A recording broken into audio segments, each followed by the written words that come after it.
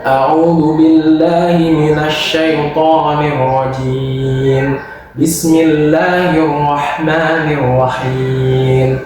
Wal 'adiyati dhabha fal muriyati qadha fal mughirati subha fa atharna bihi naq'a. Allah ketika sudah berjanji pada waktu, tempat, dan juga benda, maka ada keistimewaan di dalam waktu, tempat, dan benda tersebut. Contohnya adalah waktu duha di surah Ad-Duha, di mana Allah berjanji pada waktu duha, sehingga waktu duha ini memiliki keistimewaan yang sangat luar biasa. Kemudian di surat ini Al-Adiyat berada di juz 30, diturunkan di Mekah pada saat Rasulullah masih berdakwah di Mekah sebelum hijrah.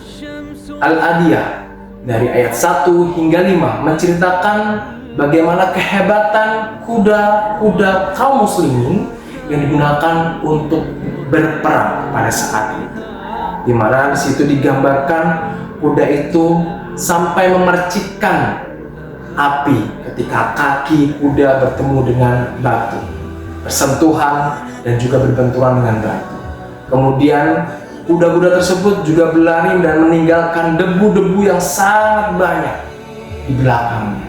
Hal ini adalah menggambarkan bahwa kita seorang muslim harus secepat kuda ketika kita melakukan kebaikan-kebaikan.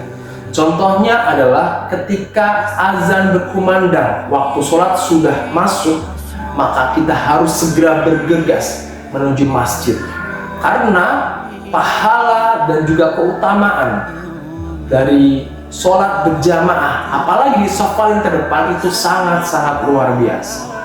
Yang kedua, ketika kuda itu memercikan api di tanah atau bebatuan yang bersentuhan dengan kakinya, itu menandakan bahwa kita seorang muslim ketika bergerak harus memiliki visi yang sangat kuat, keteguhan dan keuletan yang sangat-sangat luar biasa, sehingga nantinya debu-debu yang kita hasilkan, debu-debu yang tadi dihasilkan oleh kuda yang berlari, itu adalah manfaat-manfaat dan pengaruh-pengaruh positif yang kita nanti hasilkan dari visi kebaikan yang kita lakukan bisa dirasakan oleh masyarakat luas. Namun sayangnya saat ini krisis kepemimpinan sangat-sangat luar biasa mengancam bumi kita.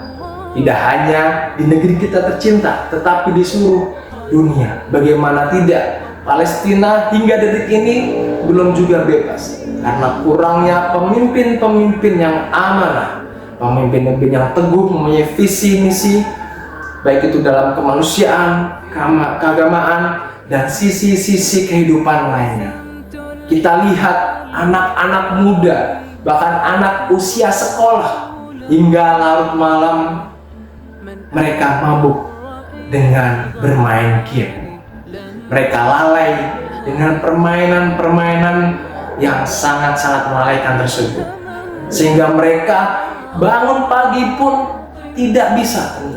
Padahal di surat Al-Adiyat ini digambarkan bahwa kuda-kuda itu diajak untuk berjihad, untuk berperang melawan mereka yang menyerang Islam itu di waktu subuh, ketika para kaum kafir Quraisy, kaum kafir lainnya sedang lalai dengan tidurnya.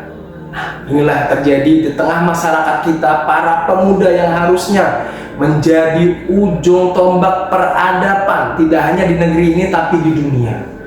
Yuk, mulai sekarang kita rubah pola hidup kita. Kita bangun pagi, kita tanamkan visi yang kuat untuk mencapai cita-cita kita.